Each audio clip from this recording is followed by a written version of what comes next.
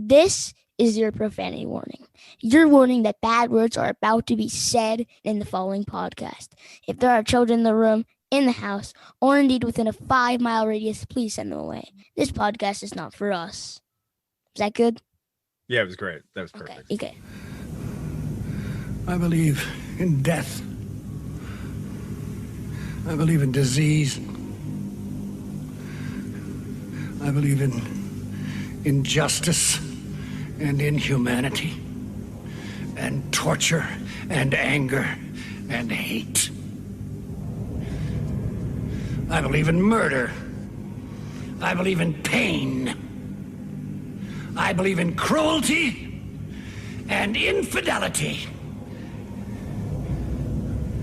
I believe in slime and stink and in every crawling, putrid thing, every possible ugliness and corruption, you son of a bitch! I believe!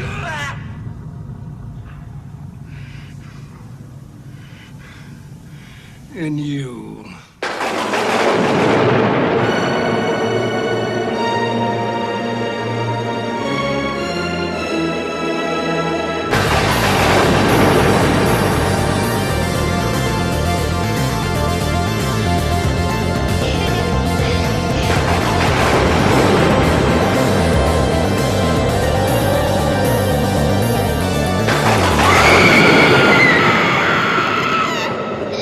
Coming at you live from the recent past in New York City. Welcome to 21 Jump Scare. I'm Bradford Lorick. And I'm Eric Winnick. 21 Jump Scare is a podcast about horror films told from two points of view. Just two? Just two. Well, we call this podcast 21 Jump Scare because, at least for now, our plan is to produce only 21 episodes. But also because, as in a certain TV series that's television from the late 1980s, one of us is going back to school, as it were, to learn something new. And this poor downtrodden soul will be experiencing a horror film he hasn't seen yet. So each week, we bring you a film from the perspective of someone rewatching it, me, and from the POV of someone experiencing it for the first time, which is to say, you. What'd you think of that POV, film lingo? I like that. I like that Thank a lot. you. Is it a medium shot or an establishing shot? It's a master. So now let us turn to this week's film, William Friedkin's 1973 classic demonic shocker, The Exorcist. Sorry, Eric, I don't want to interrupt you, but we're talking about William Peter Blatty's 1990 psychological horror film, The Exorcist III. Thank God, Bradford, because I have not seen the first film in ages. I'm shocked you have even seen The Exorcist. So as our first timer, why don't you start us off with a brief synopsis? 1990, Georgetown, Washington, D.C. A series of grisly murders are taking place around town, all of which bear a striking resemblance to those committed by a serial killer 15 years earlier, a killer known as the Gemini, who is caught and executed. So who is committing these crimes now? Lieutenant Bill Kinderman is observing an anniversary of his own. It's been 15 years since a friend of his, Father Damien Karras, was expelled from the bedroom window of a girl named Regan McNeil and tumbled down a long, unforgiving flight of steps to his death. Lieutenant Kinderman takes his friend, Father Dyer, to a movie and lunch, and the two talk over old times and discuss the carp that has been swimming in Why you do this to me, Dimmy? Why? Can't get through it. Why? Oh, It's known Okay. as the carp monologue. it's Yes. and discuss the carp that has been swimming in the lieutenant's bathtub the last few days. Soon, Father Dyer is admitted to a hospital, and while there, he falls victim to a killing that bears the signature of the Gemini. Informed by the hospital's chief psychiatrist, Dr. Temple, that one of his patients, a catatonic man found 15 years ago wandering DC with amnesia, has begun showing signs of consciousness, Kinderman visits the patient in the hospital's psych ward, only to realize the patient bears a striking resemblance to the long-dead Father Karras, but also to the Gemini himself. Who is this mysterious patient? And if he's locked in a padded cell, how are these new murders taking place? And what might they have to do with a particular exorcism that took place in Georgetown 15 years earlier?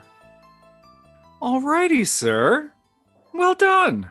So who's in this film? Okay, so this film stars Oscar winner George C. Scott as Lieutenant Kinderman, a DC detective who was a smaller role in the first film, then played by Lee J. Cobb. There's also Brad Dourif playing himself and a character known as the Gemini Killer.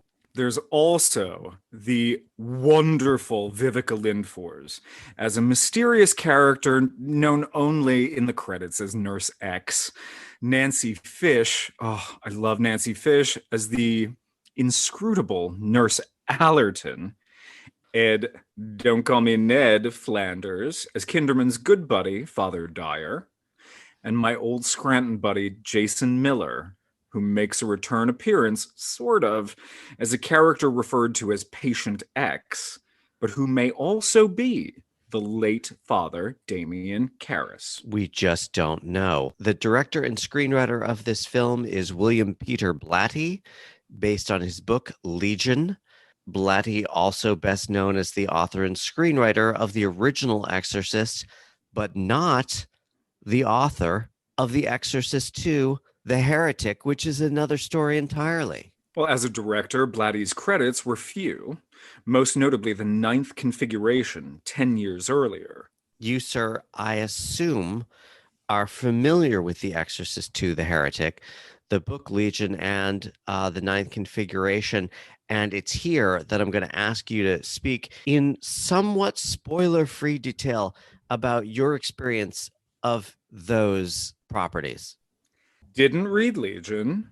The ninth configuration is on my watch list. And The Exorcist II, The Heretic, I started in, 1988. Yeah. And I haven't made it back to it. It's terrible. It's Really? terrible. Everybody acknowledges that The Exorcist II is terrible. What's terrible about it? I'm just curious. I mean, literally every choice. Apparently, the script that everybody committed to acting in changed dramatically throughout the course of production. Linda Blair had to learn how to tap dance. There's like a weird sex scene, seduction scene with Richard Burton, and Linda Blair, who was like 17 at the time, didn't want to do it. And I mean, frankly, it just bears very little resemblance in terms of continuity, I guess. I mean, really, to the tone and style of the original film. And it was directed by John Borman, right? Who directed Deliverance. It was directed by Borman, yes. Which is odd. And frankly, I think Squealing Like a Pig is preferable to watching The Exorcist II. That is very strange, but as we will get into a little bit, the fact that The Exorcist II, The Heretic, exists had a lot to do with what wound up happening on this film, The Exorcist III. Oh boy, howdy did it. So, Mr. Winnick, how did this film do? This film was apparently made for $11 million. It opened in first place on its opening weekend, which was August 19th, 1990. When I was working in, wait for it, Georgetown, Washington, D.C., but we'll talk about that later, earning just over $9 million in the U.S. and Canada. It went on to gross just over $26 million in the U.S. and Canada and $18 million worldwide, for a total of $44 million, which was something of a letdown, you might say, when you consider the original Exorcist was nothing short of a worldwide sensation. Yeah, this film did not go on to be nominated for an Academy Award. However, It did win a Saturn Award for Best Writing from the Academy of Science Fiction, Fantasy, and Horror Films. It was also nominated for Best Horror Film, and Brad Dourif was nominated for Best Supporting Actor. Shockingly, George C. Scott was nominated for a Golden Raspberry Award for Worst Actor, but lost to Andrew Dice Clay for The Adventures of Ford Fairlane. You know, for me, winning a Saturn would be the greatest crowning honor, achievement, the greatest honor that any of us could achieve. But Scott, I'm sure, carried that Razzie nomination proudly. I bet it made things really touchy for, when George and Dice were hanging out, though. Well, probably a little bit awkward. So now's about the time that we need to issue a full spoiler alert. So we will be spoiling this film completely and utterly. If you have not seen this film, please watch it. Then come back and listen to the rest of the episode. All right, sir. The Exorcist III. Let's get into it. So how'd you first hear about it, and where'd you see it? Well, I just turned 12. And I probably saw a commercial for it on TV. Or perhaps as a trailer for another film that I would have seen at the movies. But my dad took my 7-year-old brother and me to see it in the theater. And I was totally excited about it. I remember everything about it from that first watch. Though I have probably seen it somewhere around, I don't know, 25 times since then, maybe. It really is like the kind of thing that I return to again and again, like The Silence of the Lambs. I enjoy it very much. But yeah, I saw it in the movie theater, the Eric Movie Theater in Scranton, Pennsylvania. Yeah, I love this movie. And did you see it with Jason Miller? I didn't see it with Jason Miller. I didn't get to meet Jason until very close to the end of his life. Right. On a summer break at home from Vassar, out with friends who were mutual friends with Jason, who lived in Scranton. We hung out a bit over a summer, I think, between my junior and senior years in college, maybe. And what was Jason Miller doing at that time? Drinking. Was he working? No, I don't remember what his last film was. He had done a little bit of theater. I think I could be wrong about this, but he may have been in a production of The Fantastics in a park in Pennsylvania. He was affiliated with an organization called the Scranton Public Theater. And we had drinks at a fabulous hotel in Scranton. It's a Radisson now, but it's a former train station. Yeah. Gorgeous space, lots of stained glass, and really beautiful, exquisite venue. But I used to spend a lot of time at the bar and restaurant there with friends, and Jason did too. Was he just sitting at the bar drinking alone? I mean, what? No, he well, again, he was sort of like, I think I was very close with somebody who was in the show, and we would be out and Jason would be out. I don't know if you know this, but it's a pretty small town, and Jason lived in the downtown, not too far from the hotel, right? And so I think he had a much younger wife or girlfriend at the time, and we would just kind of hang out at the bar at the hotel. You wouldn't see him sort of sitting there murmuring to himself about the fact the power of Christ compelling him. Well, or the fact that he'd won a Pulitzer Prize, for that championship season, and then sort of never quite recaptured the glory of the early years, between the prize and appearing in the most successful horror film of all time. Well, how do you bounce back from a Pulitzer? What do you do next? Well, nothing he wrote, I think, ever really achieved the success of that first play. I don't know. I think you get to a point when you might rest on some of those pretty impressive laurels. He had a good run, yes. Yeah. So Why did you choose this film for me to see as part of my education? Well, it has a reputation among aficionados of horror films as being one of the best, you know?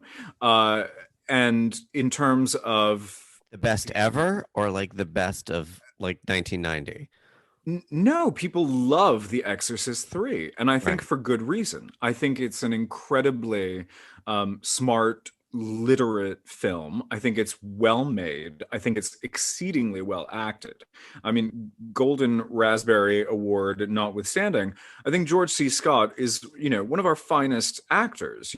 Tell me that he was not fantastic in Doctor Strangelove, you know? Oh, and Patton. Um, I mean, like and Patton, there's no sure. question. The guy was a giant. I mean, there's no question about that. I mean, I actually agree with you. I don't think he was deserving of the Razzie at all. The Right. But I nomination. mean, he Excuse me.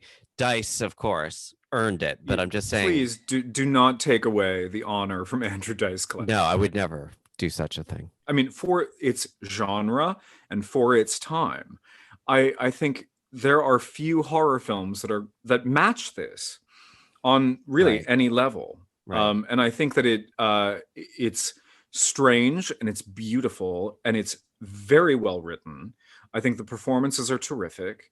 And I hold it in very high regard. Well, sir, I have to tell you, it was a very strange experience watching this film for me. I bet it was. I mean, you were Um, seeing this for the first time. well, what's weird is that I have a little bit of history with that street. It's actually Prospect and 36th in Georgetown. The corner of those two streets, there's a building called the Walsh Building, which is, I believe, an arts building, part of the Georgetown campus. And in the summer of 1990, which was right after I graduated from college, I was acting with a theater company called the Potomac Theater Project, which basically featured kids right out of Middlebury College, where I went, in the productions alongside professional actors.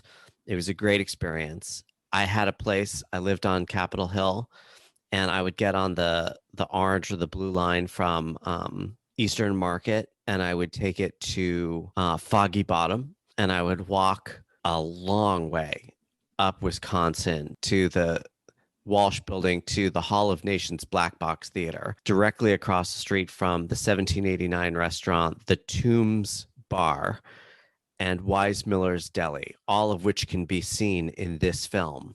And at night, I would walk home. Sometimes I would walk to Foggy Bottom, which was the closest metro stop. There are no metro stops in Georgetown. Or I would walk down the Exorcist steps because it was the fastest way to get to the Key Bridge, which was the fastest way to get to the Roslyn stop in Virginia, which from time to time I convinced myself was closer than walking to Foggy Bottom to get the metro back to Capitol Hill. So I spent quite a lot of time on that street that summer, and I have no recollection of this film coming out that summer. None at all. I mean, I was wrapped up in my own crap at the time, but it's just fascinating to, especially that opening shot where it just tracks right down the street. And I'm like, oh my God, I was there. I was there. I was there. So there's that memory, which made it kind of uncanny. The writing of this film it's great. I just think it's so well written. It's very funny. It's wry, you might say, as befitting that of a screenwriter directing his own material. And very natural for a Yeah. supernatural horror film, right? I mean, I'm not sure he's really meant to be a director, as evidenced by some of the film's weirder flourishes. I could not disagree with you more, but That's please fine. That's fine. continue. No, sure. Some of them seem inserted for the sake of weirdness, but what I do like about the film is the way it tries to be something other than its predecessor. You know, as sequels go, it is among the more successful. You know, when you think about how sequels can always be a case of diminishing returns, this is not that. I like the way it almost becomes a different genre. It's taking a minor character from the first film, it fleshes out his story, It's only loosely tying in the idea of demonic possession, at least originally, the way it was intended. It's not And how it kind of becomes a procedural, right? Well, no, that's police what procedural. that's exactly what I'm talking about. That's not how the film ended up, which is a shame, because I think it does go completely off the rails. Incidentally, who is this Damien you mentioned? Don't you know? I know nothing, except I must go on killing Daddy. I must shame him. Are they calling these Gemini killings in the papers? You must get them to do that, Lieutenant. It's important. The Gemini is dead. No, I am not! I'm alive! I go on! I breathe! Look at me! Look at me! And tell me what you see! I see a man who looks like Damien Karras. There are two great performances in this film. One is by George C. Scott, of course, and one is by Brad Dourif, and both are over the top in their own way. I mean, there's some schmacting going on in this film, but Dourif is as eerie and as strange as can be, and even though he just sits there the whole time talking to Kinderman, he completely captivates the screen. It is He's magnetic. I mean, he is really, when you talk about, screen villains or screen killers, or even just narrow it down to serial killers. You think of Buffalo Bill or Hannibal Lecter. You even think of films about serial killers like Zodiac, on which the Gemini Killer is allegedly based. He comes across as more menacing, more bizarre, and yet completely grounded in a weird way. It's just like there's nothing fabulous about him. He's not like a Bond villain. He's just straight up a lunatic sitting there in his cell, very, very even-handed, to outright screaming at explosive at George C. Scott.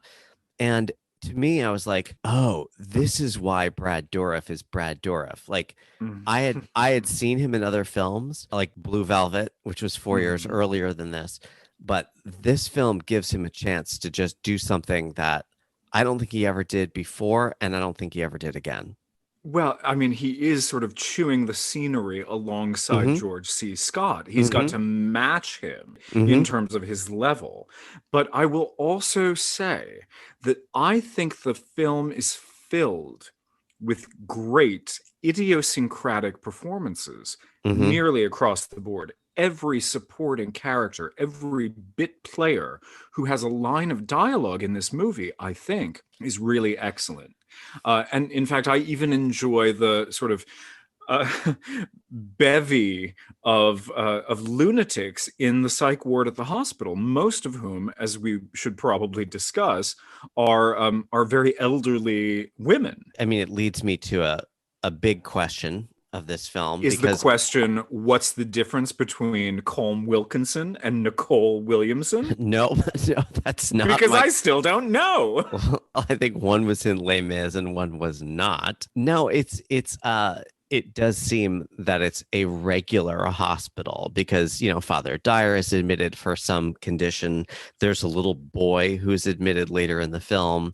And yet it does seem like most of what we see of this hospital is a psych ward, or a dementia ward with these, shall we say, old folks who are kind of going about their business, in which case it's pretty sad to watch because it's really about the inevitable decay of the mind and the body. And Father Dyer and Lieutenant Kinderman talk quite a lot about this in somewhat hilarious terms, I should say. I mean, they clearly have great admiration for each other. And when we talk about the writing in this film, the scenes between Kinderman and Dyer are probably some of the best.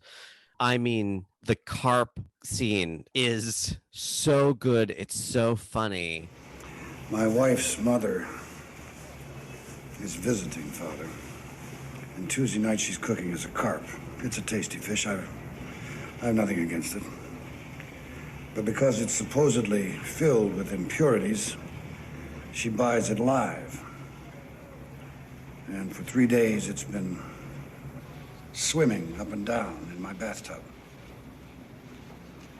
Up and down. And I hate it. I can't stand the sight of it. Moving its gills. Now, you're standing very close to me, Father. Have you noticed? Yes. I haven't had a bath for 3 days. I can't go home until the carp is asleep. Because if I see it swimming, I'll kill it. I also want to talk about the look of the film. Because again, I don't think he's a born director. He has instincts. He makes choices, okay? And some of them are very good. Let's talk about the dream sequence. There's a sequence in which... Let's talk about the dream sequence. Kinderman dreams that he is in some grand hall, which is also a train station or something. It's gorgeously shot and lit. The light is just streaming in from these windows, and it's a beautiful scene to look at. It features an incredible array of people, including a big band. Fabio. Samuel L. Jackson as a blind man talking about deafness. The murder victims of the Gemini Killer. And for God knows what reason, former Georgetown basketball star Patrick Ewing as the Angel of Death. It's Blatty's interpretation of the afterlife, right? Yeah. It's the Hagia Sophia in Istanbul crossed with a train station. And I think it's meant to be some sort of bardo or purgatory space, you know? Right. And it's incredibly surreal. It's exceptionally beautiful. Yeah. To your point about the light and the atmosphere and all of these things. And it's sort of like angels communicating with non supernatural life forms via ham radio, it's a really strange scene. And in that moment, in that sort of surreal place and that surreal scene, he's collapsing past, present, and future onto itself, because in this moment, in addition to seeing the sort of murder victims that we've met in the sort of brief run-up to the scene, which happens fairly early in the film, he encounters Father Dyer in this space.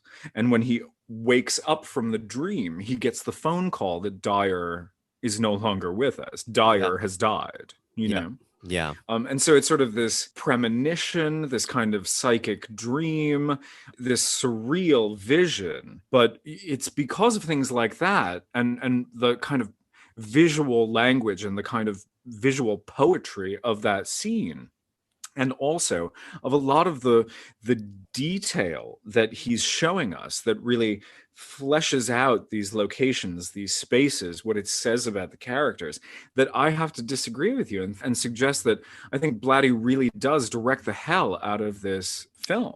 Let's talk about the Mrs. Clelia sequence. I can't get enough of Mrs. Clelia. With the invisible radio. Look, what makes a great film is that it is the sum of its parts, and that everything is there for a reason. You and I are going to agree to disagree about some of this, which is fine. But I just think there are things that are in this film to be strange, to be weird, to scare you, but that don't really have to be there, in the sense that they don't add anything to the film other than that they scare you or make the film feel strange. The whole Mrs. Clelia sequence with the radio that she wants Kinderman to fix. I mean, this whole thing it's wonderfully funny. It's well written. It's got wit. But in the end, for me, it's just about a sad old lady with dementia who laments that, quote, nothing ever gets fixed around here, just a bunch of pies and anchovies. She asks if he can see her radio. He says yes. She says he's really holding a telephone. She's actually holding nothing. Again, it's a great scene, but in the service of what exactly? Please explain. Well, I mean, in the service of establishing character, right? I mean, the important thing that we have to know about these older patients at the hospital is that they are, in fact, non-compos mentis, because as James Veneman, the Gemini Killer, Brad Dourif / Jason Miller in the padded cell, tells us he is able to continue his sort of reign of terror. He's able to continue the sort of trajectory of Gemini killings because of old friends who help him out. He's in fact referring to these mentally incapacitated patients in this open ward who are able to sort of come and go, Right. and get out into the world and perpetrate his reign of terror. And also in that moment when Kinderman, George C. Scott, is relating to her, I don't find that he's diminishing her condition or herself as a character. I feel like he's treating her with a certain kindness that He we is. rarely see. I don't think they're making fun of her. I think it's sad in a genuine way. There's regret and there's loneliness and a sense of dread in this film that hangs over all of these people in this entire ward, and it takes it fairly seriously. Is as funny as some of the dialogue is and some of the scenes are, there's nothing really funny about the condition of these people, Right. So I didn't mean to indicate that it was anything but. Everything you've just said is true, and I like that. I like the fact that he or his master, shall we say, is somehow getting through to these people and getting them to do these things. The question I had about Mrs. Clelia is, okay, so she's one of the patients that we get to know, and we get to know that she is, not of sound mind, but apparently all of these people are of sound body because they're able to commit these atrocious crimes. Well, when the power of Satan is, okay. surging through them, Right. So that's fine. Okay, so I can buy that. I mean, how does a 12-year-old child do it in the first when she's No, that's a good point. throwing grown men out of the window and down the stairs? That's a good point. We don't actually see any of these crimes committed. We just see the aftermath of them, which is a very fascinating point. And also, the only time we actually see somebody going to commit one of the crimes, it's Nurse X, Viveca Lindfors, who shows up at Kinderman's house very late in the film, and you see she has this sort of superhuman strength, and she throws a policeman across the room, and Kinderman's able to kind of jump in and save his daughter, but he gets sort of thrown around. No, he isn't. He gets thrown around, and his mother-in-law is able to save his daughter. I'm sorry. I sit corrected.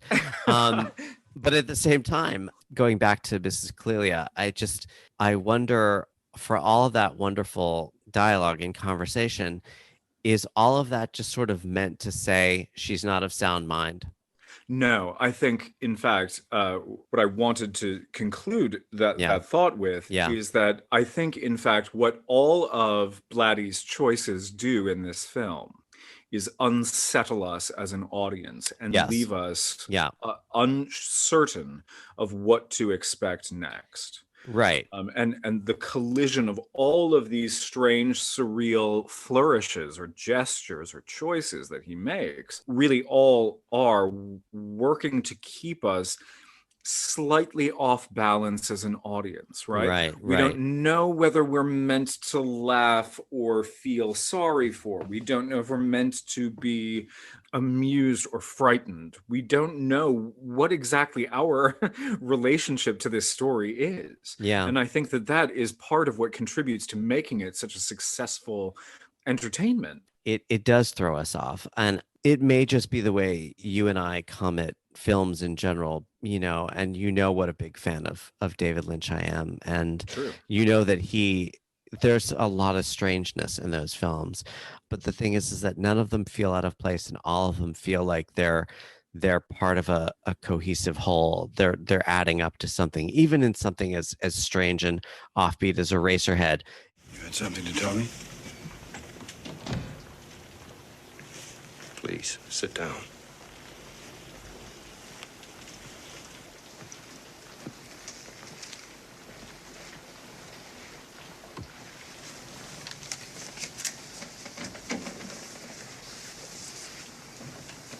There's a paper drive? haven't had a chance yet to read them. I just keep them till I do. I hate to miss the science articles. They're good. Let's talk about Dr. Temple in his temple. Yeah. Dr. Temple in his office, right? I mean, everything that we experienced in that office is, in fact, advancing what we know about the character of Dr. Temple, right? He has ashtrays exploding with old cigarette butts. He's got like strange, mandalas on the wall next to sort of like newspapers that he's saving to read the science articles in, But ultimately what it becomes is a panoply of character studies where there are so many idiosyncrasies. I can sort of cede the point that maybe Blatty as a filmmaker is perhaps a little self-indulgent in including all of it. Yeah. I think that is also very often a pitfall for a director who happens to be shooting a work that he's also written. Can we talk a little bit about how this film, in a way, is a textbook case of studio interference? What little research I did has led me to believe that there was a whole other movie here, that he didn't initially want the word exorcist to even be in the title because of Exorcist II. He didn't want to acknowledge that Exorcist II was a thing. Existed, exactly. Right. So to call it Exorcist III would be to acknowledge the existence of II. So I guess he wanted to call it Legion, but the studio, in order to cash in on the success of the first film, insisted it be called Exorcist III. Wouldn't you make that same decision, though? No, I don't think I would. Actually, You, with your marketing acumen, would not take the title of a film that was a runaway global hit and put it on top of the sort of third installment in the trilogy? I don't think I would do it nowadays because I think audiences are smarter. Oh, but I think in 1990, I think, what a lie. Audiences are idiots. I'm trying to think of a sequel that had a different title and people still went to see it and understood that it was a sequel. Could they have somehow communicated in their marketing that this was a spiritual sequel in a way to The Exorcist without having the word in the title and having the word Legion in there? And somehow suggest that it's not just about one demonic possession, but many, as the word Legion implies. I think about, in the original film, The Exorcist, there is a moment when Father Karras is speaking to Regan McNeil, and Regan is taunting him about the recent death of his mother. And she asks if Damien would like to speak to his mother. Regan explains to Karras that she's in here, as in inside of Regan, with us. And so to me, I have always only, even from the ripe old age of 12, assumed that it was carrying forth the idea that sort of proposed in the first, that it's not the devil that's inside Regan, but it is a host of demonic entities, or demonic entities with sort of faces or names or what have you. Yes. And so, I think, in fact, in this deeply adulterated edit that we know as The Exorcist III, in the exorcism scene that was demanded by Morgan Creek, right, when inside the cell, supernatural lightning bolts are striking the floor and knocking holes in it, and a host of hellions are emerging, are sort of rising up through the floor of the space between Kinderman and Veneman. Karras on a crucifix. Well, yes, I mean, and that the shifting of the personage on the crucifix, right? Because at first we see that it's a statue of Jesus Christ that we see earlier in the film, but it's rendered in blackface, which is also referred to earlier. Ingots are in the eyes, but then it becomes Karras, which is a reference to the killing of the young African-American boy, which is the first murder that we come to understand in the film. Crucified on oars. That's and right. So the emergence of that, I mean, quite literal legion of the denizens of hell, Right. is more to me what that refers to. Okay, I buy that. Okay. And I think it can have multiple meanings. Sure. The vessel in the padded cell is a body that is hosting both the Gemini Killer and Karras, it would seem. I don't know who else is in there. I know that it occasionally has Colleen Dewhurst's voice coming Let's out talk of it. about it. Can we Instead just of- talk about that? What I will say is that Colleen Dewhurst has such a magnificent voice. I don't know what Mercedes McCambridge did to herself to get that voice. I think she went through something. Drinking, smoking, swallowing raw eggs. Dewhurst, probably just acted. But anyway, yeah, she's great. She's, unbilled. You only find out at the end credits that she was the voice. Her voice really, unlike Mercedes McCambridge, even though it is a bit adulterated, even though it is a bit affected, it's sort of real. And the filmmakers employ it in, I think, kind of interesting ways. May the Lord be in your heart, help you to confess your sins. I have a scrupulous conscience, Father. This need to confess so many things. If I step on 2 straws in the shape of a cross, I feel that I have to confess it. It torments me. We'll try to make a good confession. And remember, Christ forgives us all of our sins. Only little things. Nothing. 17 of them, Father. Getting back to one thing that you pointed out earlier, which was that Blatty did not want to have an exorcism in this film, nor did he want to have Damien Karras in it. He wanted it to be more of a serial killer type film, sort of like a Thomas Harris, Hannibal Lecter story.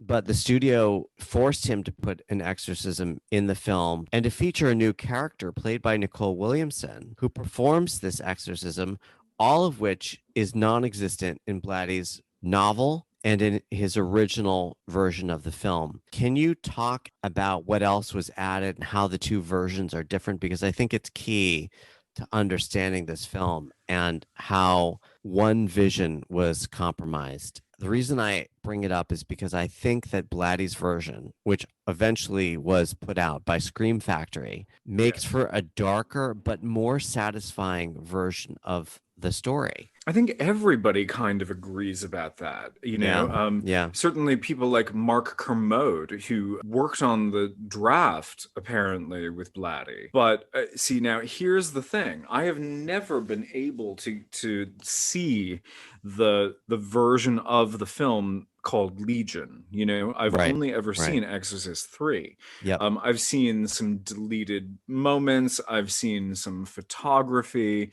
And also, from what I understand, it was initially Blatty's intention to have Miller reprise his role. Miller, his alcoholism had progressed to such a degree that no one was confident, sadly, that he would be able to do the speeches. The writing of it at times is incredibly theatrical. There's kind of two-hander scenes between the Gemini Killer and Lieutenant Kinderman. And so, I have seen a deleted prologue from the film in which Karras's body is taken from the foot of the steps and is in a hospital. He's in a place where he is pronounced. Where he's pronounced dead. And it's Dourif laying on the slab as Father Karras, which is, it's so strange. And of course, the sort of logic, the construction of the experience for the audience obviously is completely changed by the fact that at some point, there's a lightning flash or the camera cuts to Dourif has the face and voice of Jason Miller sitting across from his best friend, Lieutenant Kinderman. Look, if that lightning strike hadn't come in, we never would have met Father Morning. We never would have seen him get stuck to the ceiling and see his skin peel off. We wouldn't have the sequence on the floor, with the floor opening up and Karras rising out on a crucifix and the hands, writhing bodies. Yep. Yeah. We would not have Morning coming back to life and Karras briefly regaining consciousness and urging Kinderman to shoot him. We would not have had any of that. All we would have had was Kinderman shooting Karras in an attempt to kind of kill the Gemini Killer, to kill Satan, whatever he's doing. Or as I like to call it, William Peter Blatty's Night Mother. The film ends, in a cemetery as we're watching apparently Karras being buried again, or the Gemini Killer being buried. It's clearly Karras's grave. You would have thought he was buried 15 years earlier, but apparently he's being buried again. I'm wondering what you make of that end scene, which was clearly grafted on by Morgan Craig. If anybody rushed in after that shooting, they would have seen that it was the Gemini Killer that Kinderman shot. As it's explained in moments that are no longer in the version that we see, there is another corpse of a headless other priest in the grave with Damien Karras's headstone on it. There was another brother who was meant to dress Karras's body. Right. Yes, I do remember for hearing the about closed this. casket funeral. And as it is explained to us in this film, the Gemini Killer, James Veneman, is also killed around the same time that Karras dies. Yes, 15 years ago. Right. So the soul of the Gemini Killer is transferred into the body of Damien Karras, though because of the I don't know the jet lag on the spiritual plane or whatever, Karras's brain has been, as the Gemini Killer tells us in The Exorcist III, has been turned to jelly. And it takes the spirit of the Gemini Killer 15 years to reactivate the brain, right? I mean, right. These kinds of details are like out of the movie Soap Dish. You know what I mean? Well, it's like he's got Kopfgeschlag. I mean, his brain is going to laterally explore in the next 5 houses. You author of pain.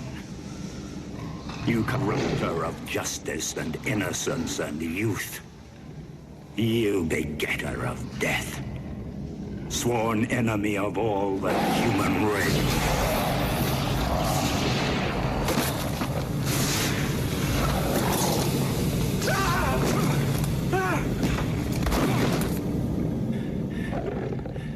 I command you.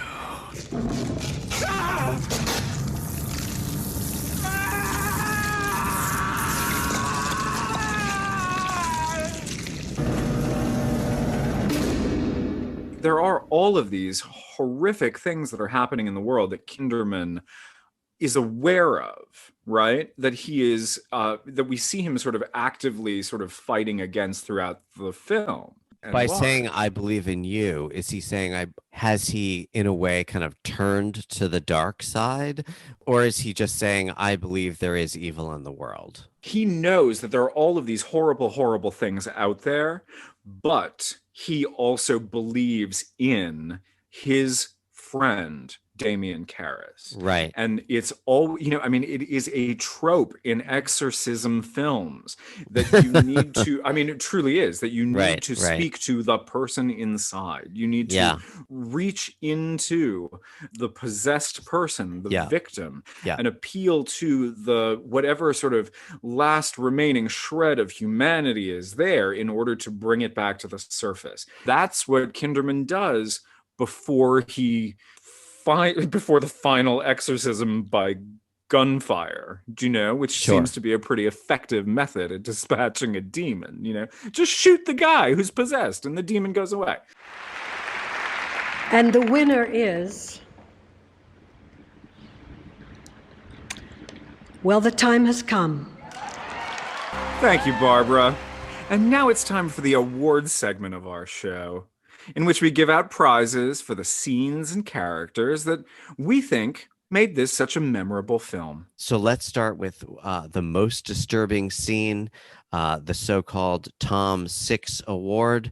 So I am going to just speak to this from a deeply personal place from the first time I saw this film. Mm-hmm. And I think this also resonates for a lot of other people who appreciate The Exorcist III.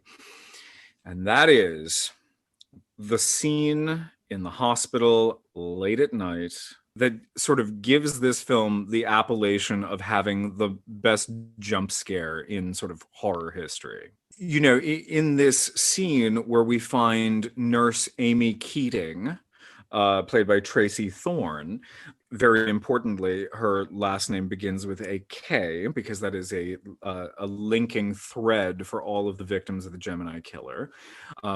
It's very late at night at the hospital. She's on the desk. She's trying to sort of do rounds and take care of all of her administrative duties. There are some security guards around. It's a lengthy scene, which is all about quotidian functions that she has to perform, right? We're seeing all of it happen. And we're waiting for something horrible to happen. And Blatty takes us in terms of pacing and tempo and all of these choices that he makes into a place where we can't imagine that anything scary is actually going to happen. He just plants the camera, doesn't he? I mean, he just sits it down. There's no sound. There's no music, really. I mean, there's some sound. There's sound. There's no score, in other words. He doesn't underscore it at all. He right, but sits there's also the camera down. There's no conversation. It's the click of heels. It's Correct. The jingle of keys. It's that's a door opening and closing. And then, you know, as Nurse Keating is going from one patient door to the other, she opens a door, goes in, turns out a light, and immediately is pursued by a shroud-wearing figure carrying that bone saw. And Blatty's camera pushes in so hard in a zoom and it all collides in this moment that creates this spectacular jump scare that I will never sort of get over. But I do think that the sort of construction of that scene is pretty masterful, and it is the thing that everyone remembers when they've seen this film. Right. And it scared the hell out of me when I was a kid, and I loved having the hell scared out of me by it, you know. But it has remained with me the entire time, so I'm giving the award to that scene. So you're equating disturbing and scary in this case. I mean, it disturbed me. Right. I mean, everything about it is meant to make us feel uneasy. I was disturbed by it. The way that people are killed in this film, the Gemini Killer's methods, the way in which the boy, Thomas Kintry, I believe is his name, the young boy is killed.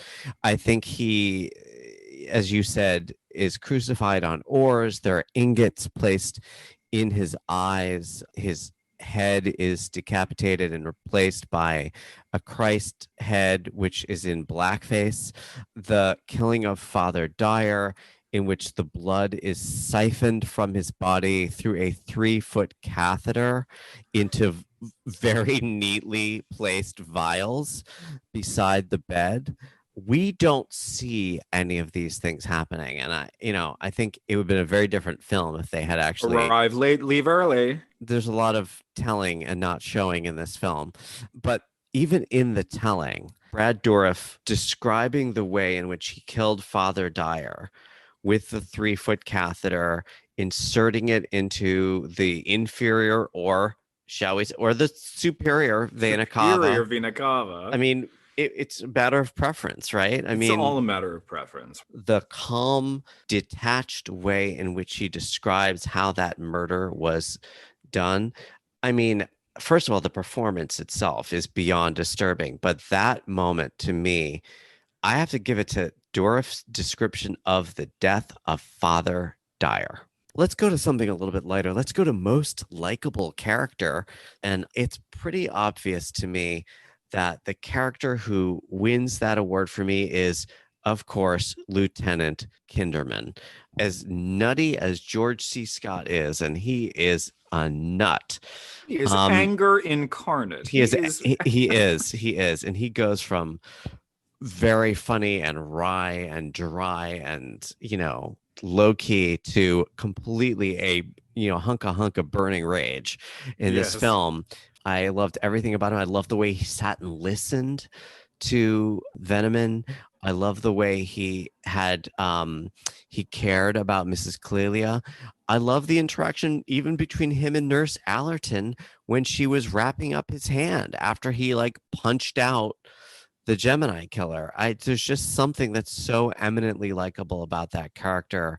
Even when he commits murder at the end of the film, he does it for a good altruistic reason. So, Kinderman. I think I have to give it to Father Dyer. Oh, he's great. He's great. I think he's terrific. I love Ed Flanders' interpretation. It's really hard to choose. You know what I mean? Between Kinderman and Dyer, it's like picking your favorite child. And it really is the sort of true sense of friendship and camaraderie that these actors are able to communicate. Yep. It's a wonderful life. It's a wonderful life. I think I'm going to give it to him. Let's move on to character that most deserved to live, the Ellen Ripley Award. You start on this one, sir. The character that most deserved to live and did not. Gosh, can I give an award to the same actor twice? Yeah, of course you can. This is our show, sir. It's our show, our rules, our time down here. Then I'm going to give it to Ed Flanders as well. Oh my gosh. Yeah, he's gonna sweep in the Bradford Lorick Awards tonight. Oh God. Yeah, I love the character. Controversial choice. I have a feeling I know where you're going. I'm giving it to Father Damien Karras. I thought you might, and I considered it. Yeah, I didn't want him to die in the first film. I liked him so much.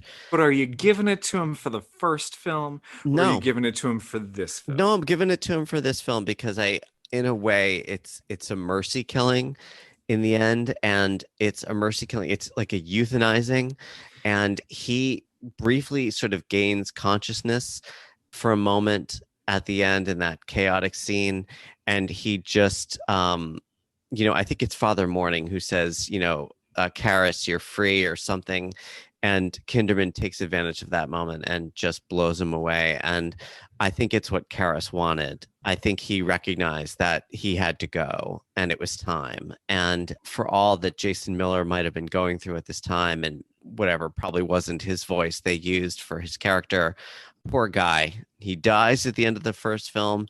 His body is inhabited by the spirit of a serial killer in this film. What he goes through and the end that he meets, I was sad to see him go for a second time, which leads us to our next award, the character who most deserved to die again and again and again. And again and again. I'll start. I'm going to give it to our good friend, Brad Dourif, if only because he is the personification of evil. In this film, he is a nasty, nasty bit of work.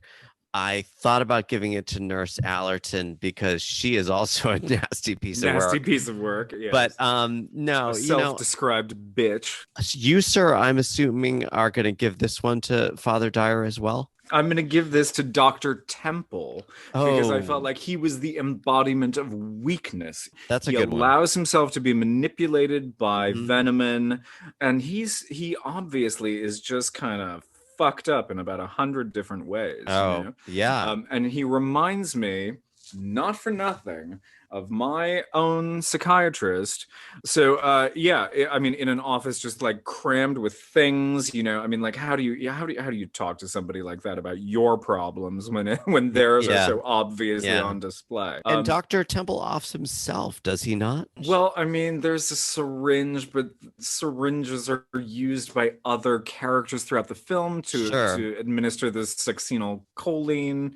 And quite frankly, I don't care how or why he was dispatched, but he is, and I believe that he deserved to die. And now we come to our final award where you're really, I hate to say it, you're going to crucify me here. But you know what? Good You know choice what? of words. This is the test of our friendship, sir. Most gratuitous moment in the film, the Gaspar Noé / Ken Russell Award, Eric, I'm abstaining from voting here because there's nothing gratuitous in this film. because I find every choice incredibly smart and motivated. You know, I am only giving you movies to watch that I have great affection for. Okay.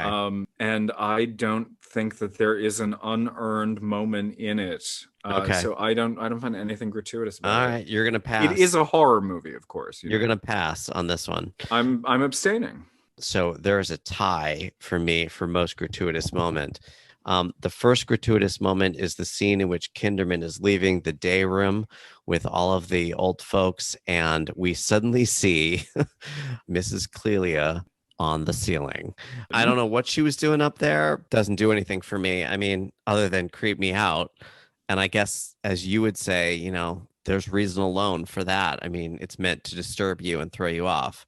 It doesn't help me appreciate the film more. It doesn't forward the plot. It doesn't forward my understanding of Mrs. Clelia. The other gratuitous moment for me is the most famous jump scare in the history of cinema. To me, that scene serves no purpose other than to scare the living daylights out of you. Okay? It is technically a horror movie. Okay. Eric. Okay. But you know what? Even horror movies have to make sense. That moment may be masterfully done. The shooting, the sound or lack thereof, the push in of the camera, as you put it. Yes, it is a major jump scare and it has earned its place in the pantheon. Does it make sense in the context of this film? No. And therefore, that and Clearly on the Ceiling get my No Way Russell award. Wow. I know. But you know what? The thing is that because it's gratuitous, does that mean it's not scary? No, I'll make that distinction.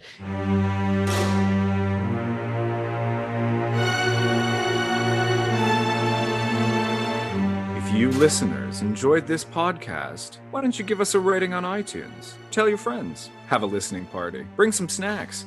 Hey, maybe even do something crazy, like subscribe. Our theme music is by the estimable Sir Cubworth, research by our good friend IMDb, assisted by Los Angeles Bureau Chief Vic Apadia. Eric, it's so good of you to give credit to all of these contributors, but how can our audience find you? You know, if you want, you can follow me on the Twitter. You can find me on the Letterboxd. Thank you, folks, for joining us tonight. We'll see you next time at the internet's latest address for horror, 21 Jump Scare.